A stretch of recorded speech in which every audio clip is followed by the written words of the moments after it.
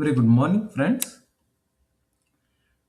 We know that alkanes are the most stable compounds in the organic compounds what we have dealt.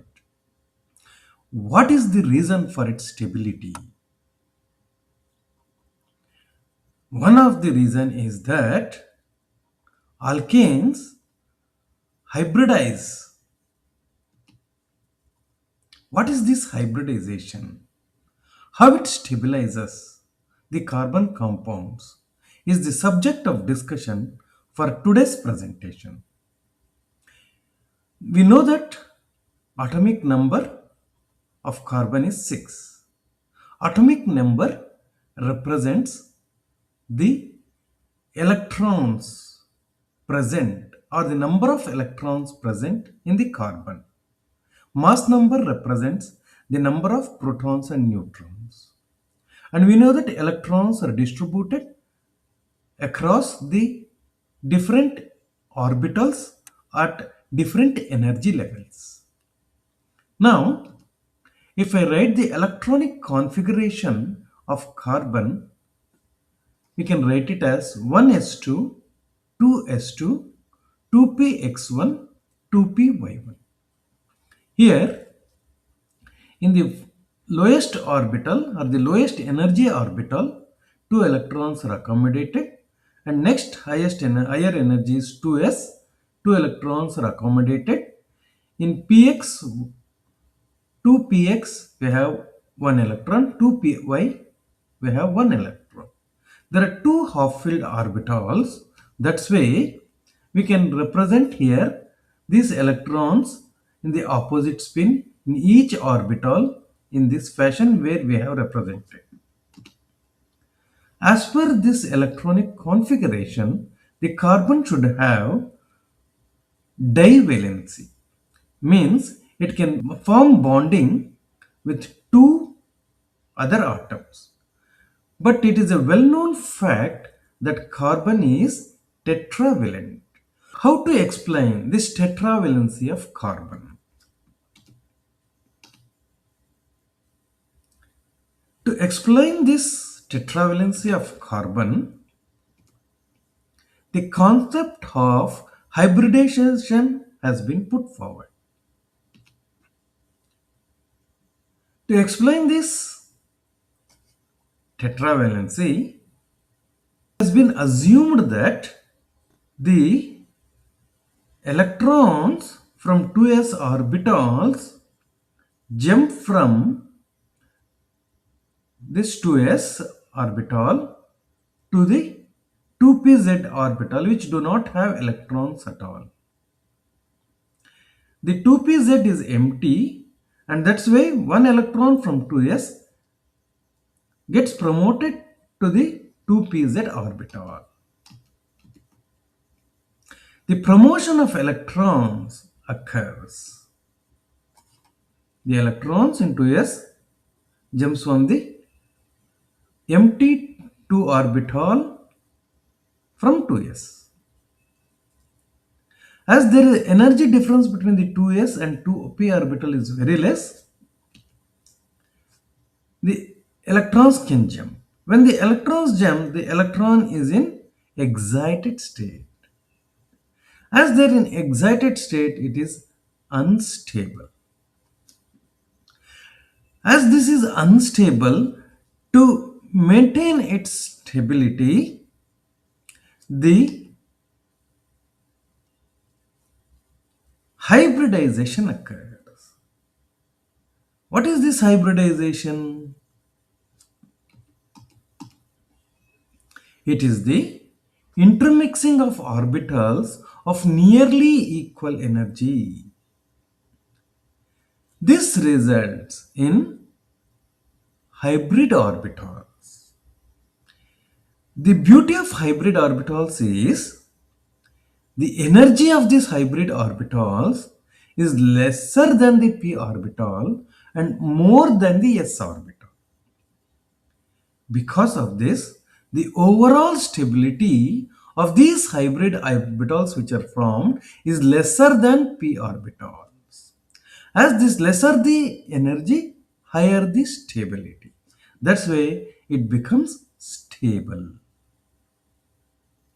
In case of carbon, one s orbital combines with the three p orbitals and it gives four sp3 hybrid orbitals.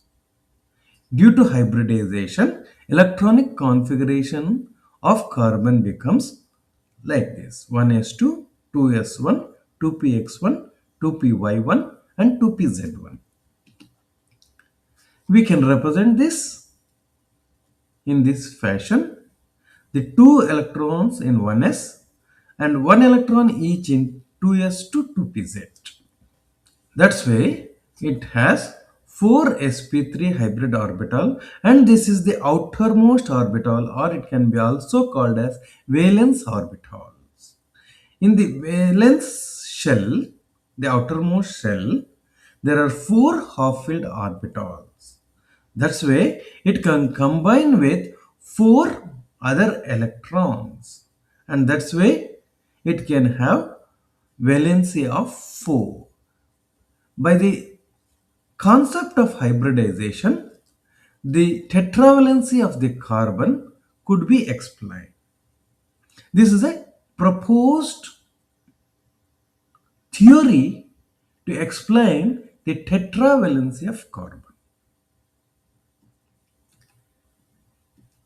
Because of this hybridization, the methane takes the shape of a pyramid or a tetrahedron.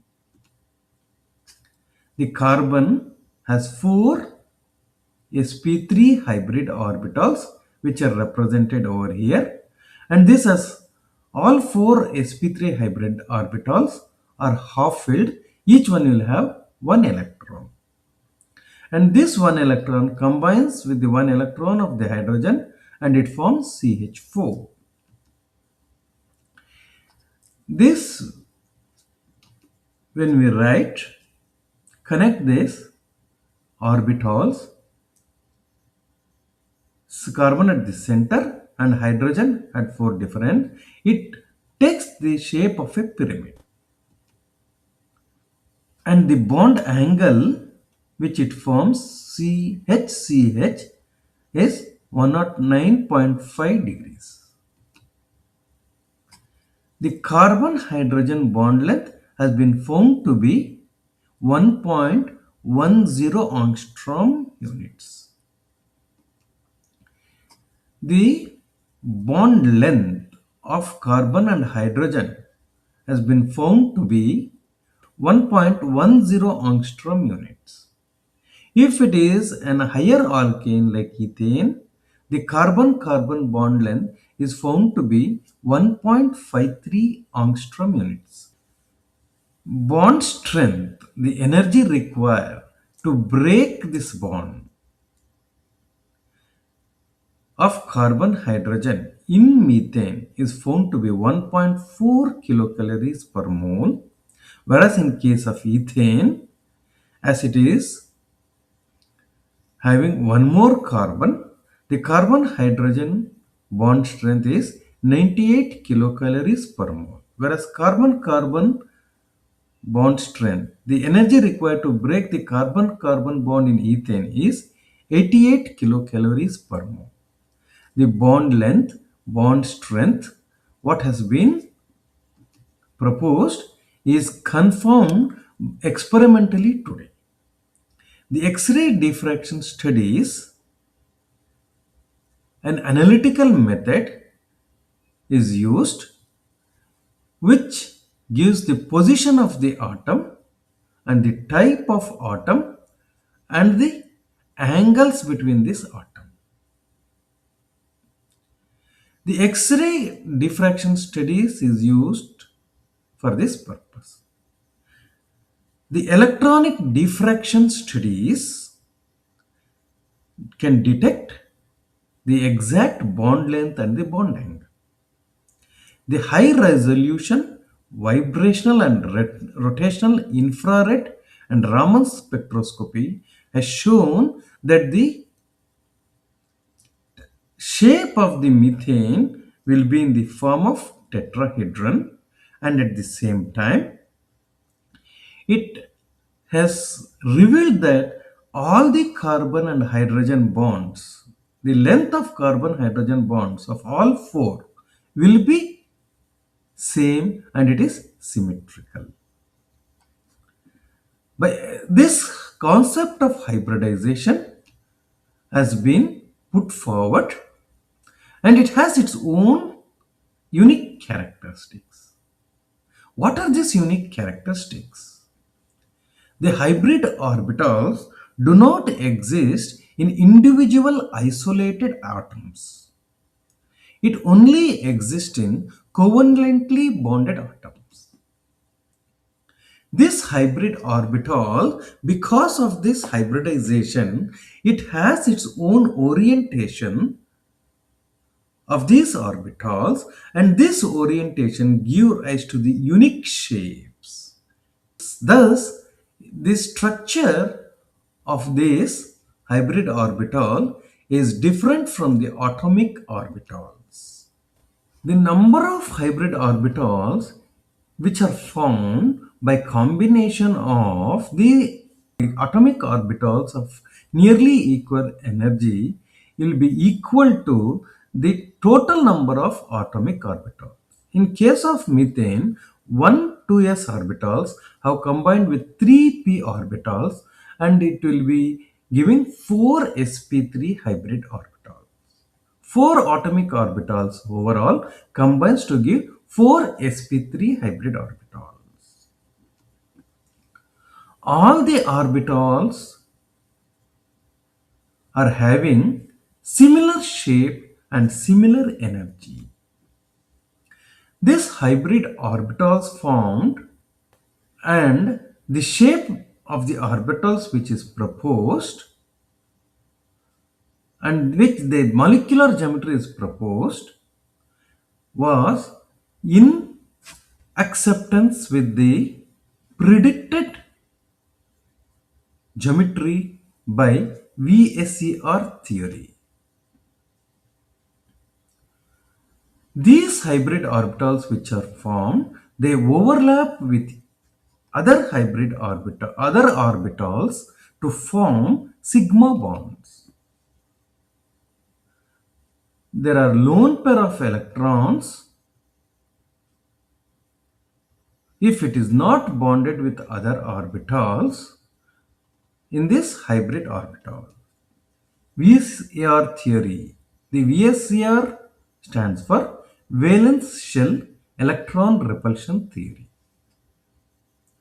The concept of this hybridization was put forward by Linus Pauling in the year 1931.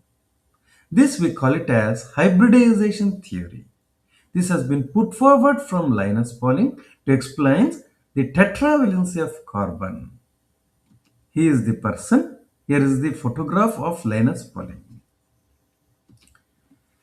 He is one of the most influential chemists which the 20th century has seen. He is the only scientist to win 2 Nobel Prizes. Not only that, this Nobel Prize has not been shared with any others. It was individually gained by him. The major contribution of Linus Pauling to chemistry lies in the valence bond theory, which has been proposed by him. In this, he has combined the knowledge of quantum mechanical theory with the knowledge of basic chemical facts like bond length, bond strength, and shapes of the molecule. He was the one to give the concept to explain the structure of various organic compounds. And yes, not only by this hybridization theory, the structures of the not only the alkenes but all other organic compounds has also been explained. This is the beauty of hybridization.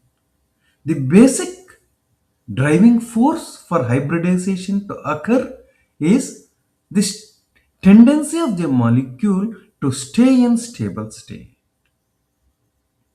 The hybridization or the combination of atomic orbitals occurs for gaining this stability. As we all know that we all tend to stay in this more stable state, the same way the molecules combine, the atomic orbitals combines to form the more stable state. Overall, this is the hybridization theory. This put forward to explain the structure of the molecule. In the next presentation, let us deal with other aspects. Till then, have a nice day. Thank you.